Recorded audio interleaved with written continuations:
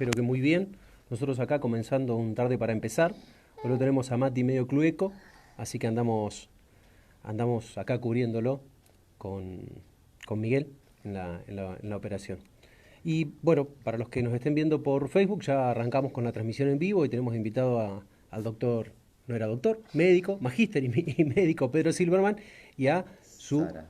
hermosa hija Sara, que se levantó de la siesta Sí, para venir a acompañar al padre y hacer un rato de radio. Así que los que no los miran por Facebook, todas las manifestaciones infantiles que encuentren será de Sara, que está ahí con su muñeca. reactivándose. Sí, está bien, está tranquilita con promesa después de paseo. Sí. ¿Cómo, Pedro?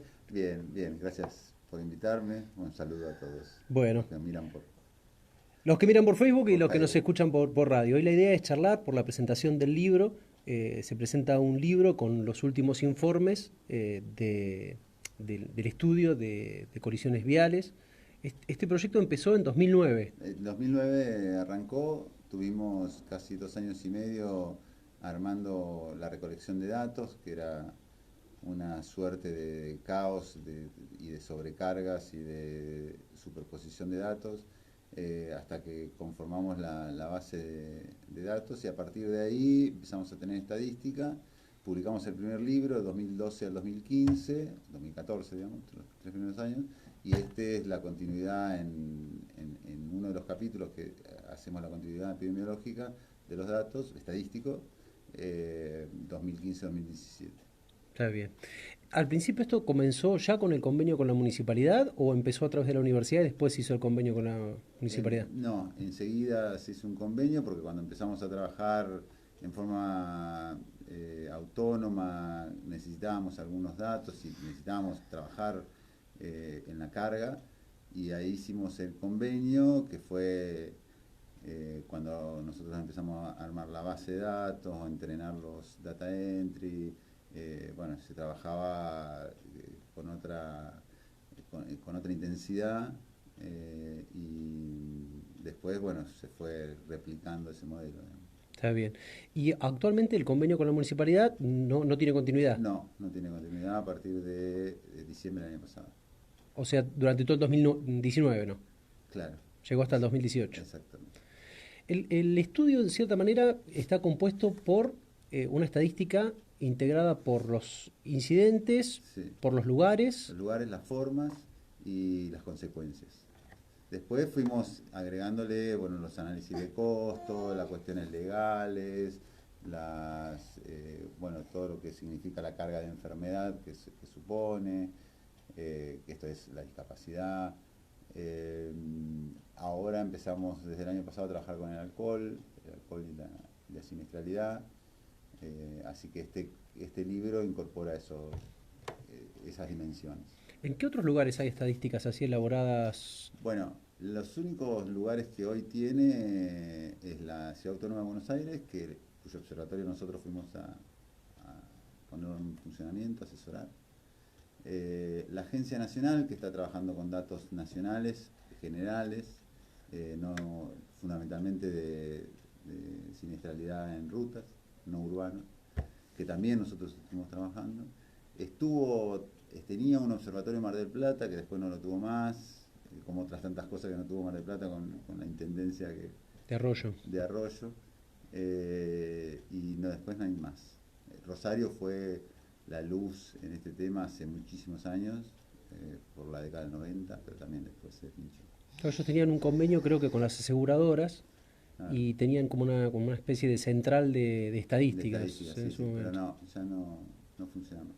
Y en el resto del mundo es habitual. Sí, sí, sí, porque además, eh, digamos, tiene el resto del mundo, incluido Latinoamérica, porque no es que solamente uno puede acceder a los datos en Europa, digamos. Tenemos en Chile, en Brasil está trabajando muy bien, en Ecuador, en Paraguay, en Uruguay, sistemas de información que son importantes, porque bueno, las organizaciones internacionales financian las políticas que se desarrollan, se hacen actividades internacionales, hay que ingresar a los sistemas de información internacionales, digamos, como que eso implica muchas cosas tener buenos datos. Digamos, es estar jugando en primera. Digamos. Claro. Los países, México, tienen datos importantísimos. Entonces, bueno, se pueden trabajar, se pueden elaborar políticas, se puede saber la realidad, que es un poco eso, ¿no? Los datos. Vos decís que hay asistencia económica para implementar políticas que Exactamente. bajen esos índices. Exactamente. Sí, sí, de hecho, por ejemplo, en Europa bajó casi el 50% en los últimos 20 años de la mortalidad. Era algo que se había propuesto para hacer y bueno, se logró. O sea que actualmente el Estado municipal no tiene estadísticas acerca de la No, no siniestralidad. tiene estadísticas de las nuestras, digamos. Está bien, no Capaz que sabemos, pero ellos no, tampoco están publicando. no. Está bien. No la están publicando y no están, que yo sepa, ¿no? Tal vez tienen un laboratorio particular donde desarrollan las estadísticas y las políticas, ¿no? Está bien. Y en el caso concreto de la implementación, a medida que ustedes iban desarrollando, con esta gestión y con gestiones anteriores también, la coordinación del análisis de la estadística y de la construcción de políticas públicas Sí, para intervenir y sí. para poder medir, ¿no? Porque en cierta manera, en el sostenimiento en el tiempo de políticas públicas, uno puede ir viendo los efectos que producen o no. Sí, nosotros tuvimos mucho trabajo interconectado cuando estaba Gustavo Mena y después cuando estaba Fabián Literas a Ujú. cargo del tema.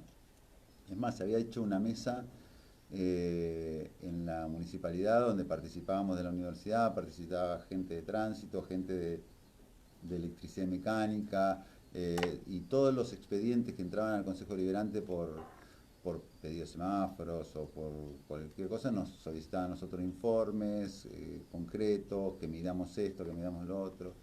Luego se empezó a planificar el tema de los estacionamientos en el centro, la disminución del estacionamiento del microcentro y ver cómo funcionaba y se iban midiendo. En esa época teníamos un trabajo bastante eh, interactivo y articulado. Después, con esta gestión, los primeros años hubo muy buena relación y eso, comunicación fundamentalmente y trato, pero no hubo ninguna instancia donde nosotros podíamos aportar a una política, ¿no? Por lo menos no nos solicitaban, ¿no? Está bien. Y cuando uno analiza las estadísticas en función de eso, de la coordinación, de la no coordinación, del sostenimiento de políticas públicas, ¿cómo está Bahía Blanca comparado con hace 5 años, 6 años? Sí, en realidad está similar, con un leve ascenso en algunos indicadores, pero ya que esté igual es malo, ¿no? Porque la idea era que, bueno, que uno empiece a disminuir, a mejorar algunos indicadores. Bueno, mejorar no se mejoró casi ninguno, salvo en los últimos 2 años que había bajado la cantidad de accidentes, pero eso tenía, digamos, era bastante extraño porque a la par iban aumentando la cantidad de internados. Entonces como que no nos daba un poco la lógica estadística, digamos. Entonces, pero bueno, es cierto que en los últimos 2 años había disminuido la cantidad. La tendencia del 2009 en adelante con el tema de mortalidad es una tendencia ascendente, leve pero ascendente, porque son números chicos. Claro. Comparativamente esas estadísticas con otras ciudades de las mismas características, Sí. eh, ¿cómo podríamos decir que estamos? Mira, nosotros tenemos un dato que hizo el Observatorio de la Provincia de Buenos Aires actual sobre mortalidad en tránsito, que reunió los datos de policía, fiscalía, hospitales, ministerios, etcétera. Y Bahía Blanca es el sexto municipio de la provincia de Buenos Aires en tasa de mortalidad de las ciudades importantes, ¿no? Está por encima de ciudades como Mar del Plata, Avellaneda, Varela, La Matanza, que son lugares de mucho tránsito, de calles internas de la ciudad que son casi rutas, ¿no? Todo el conurbano, Claro. con muchas motocicletas y bicicletas, lo cual hablaría de mayor riesgo. Sin embargo, Bahía Blanca está por encima de eso. Buenísimo. Vamos a una tanda. Manda saludos Santiago. Sacoxia. Un abrazo, Santi. Sí, mando un abrazo grande y vamos a la tanda y cuando hablamos de la tanda hablamos concretamente de la situación de Bahía, de las propuestas que se podrían lograr en Bahía y de algunas experiencias exitosas en algunas otras partes. Dale.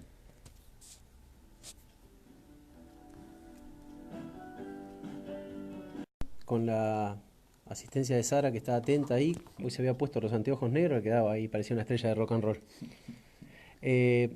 Habíamos hablado del inicio de las estadísticas, de la importancia de de las estadísticas comparadas con otra ciudad, y en cierta manera con el saludo de Santiago, con la condena que el otro día pasó con el tema del asesinato de Matías y de tantas discusiones que hay sobre la seguridad vial en nuestra ciudad, tantos accidentes que hay contra árboles, contra contenedores, especialmente centralizados los fines de semana.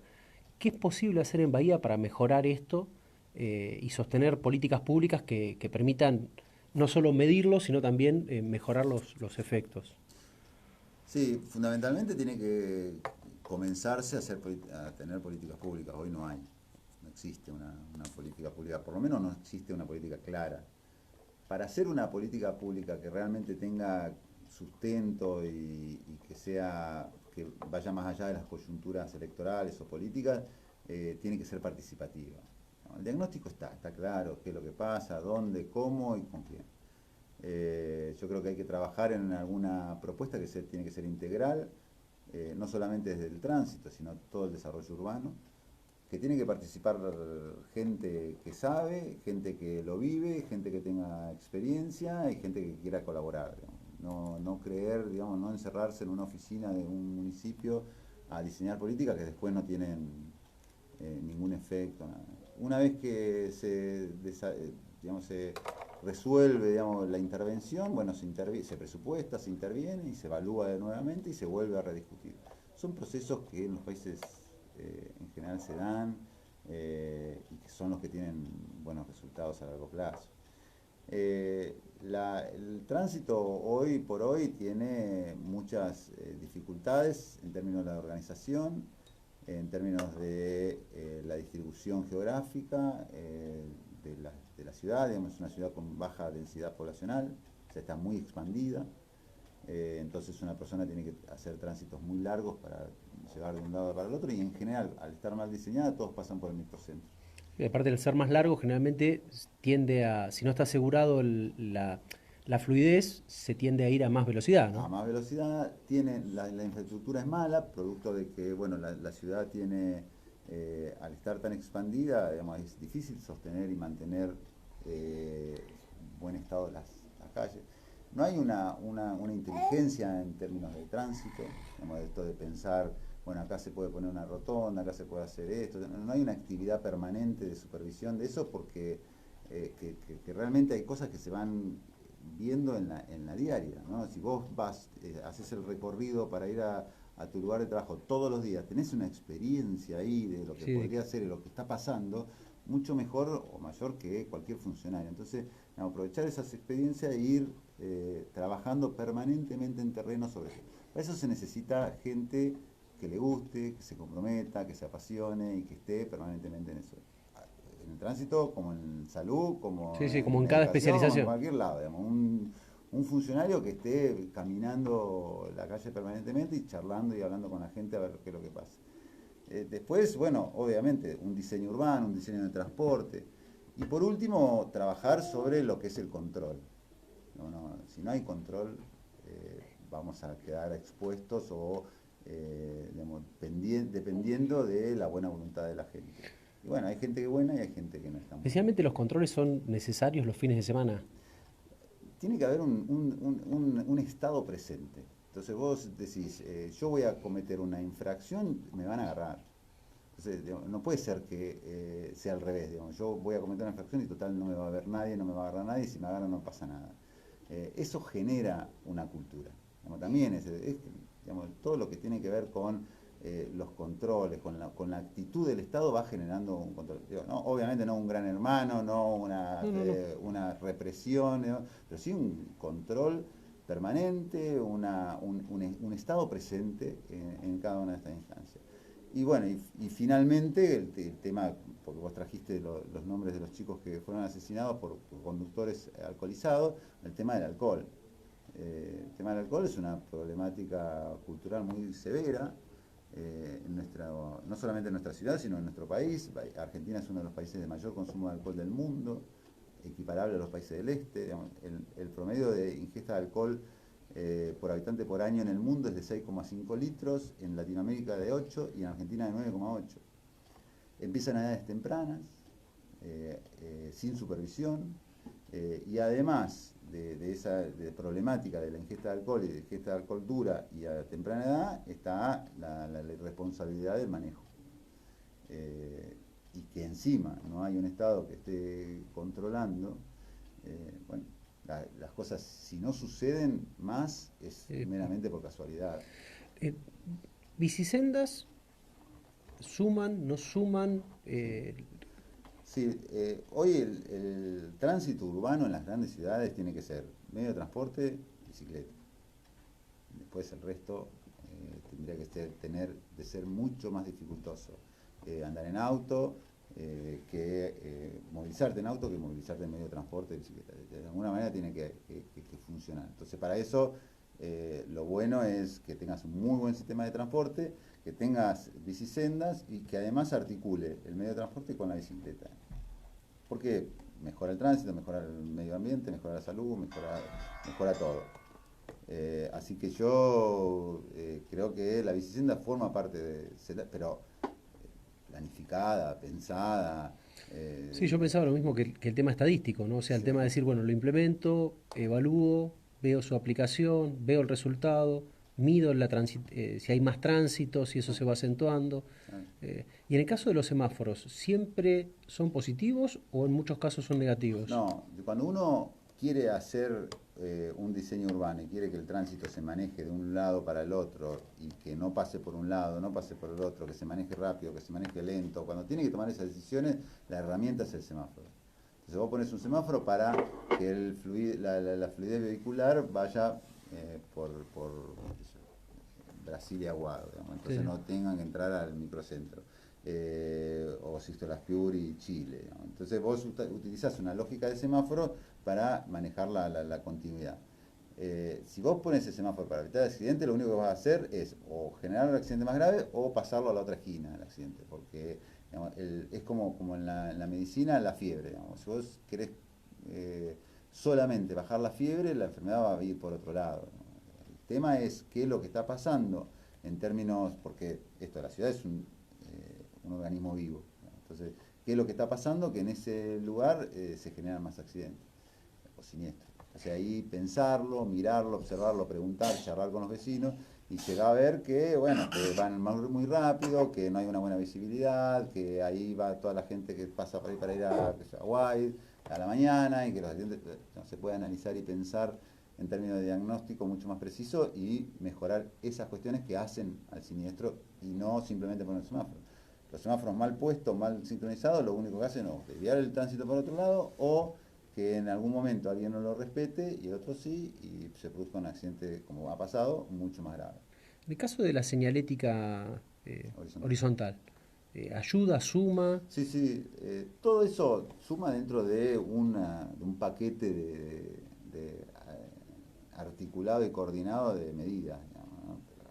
Si uno va a esperar solamente de una senda sobrelevada, solamente de una señalética horizontal, solamente de un semáforo, digamos, que se resuelvan problemas que son mucho más complejos y que devienen de otras problemáticas, no sirven para nada. ¿Sabe?